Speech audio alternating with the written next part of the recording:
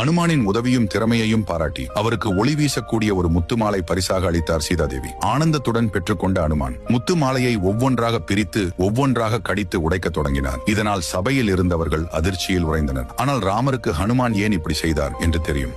இருப்பினும் அவன் பக்தியை பறைசாற்ற அனைவரின் முன்னிலையில் அனுமனே ஏன் இப்படி செய்தாய் என்று கேட்டார். அதற்கு அஞ்சனை மைந்தனும், பிரபு, உங்கள் மீது அளவு கடந்த பாசம் வைத்துள்ள சீதாதேவி கொடுத்த முத்து மாலையில் உங்கள் இருவரின் உருவம் இருக்கும் என நினைத்து அதை ஒவ்வொன்றாக உடைத்து பார்த்தேன். ஆனால் அதில் ஒன்றில் கூட உங்கள் திருவுருவம் இல்லை. உங்கள் திருவுருவோ பெயர் சொல்லா எந்த பொருளும் எனக்கு தேவையில்லை என்று கூறினார்.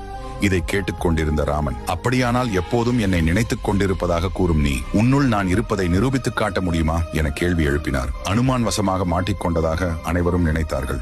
என்னுள் ஸ்ரீராமர் இருக்கிறார் என்பதை நெஞ்சை பிளந்து அதில் ஸ்ரீராமரும் சீதையும் இருப்பதை காட்டினார். இதை கண்டு அனைவரும் அனுமானின் பக்தியை புரிந்து கொண்டார்கள்.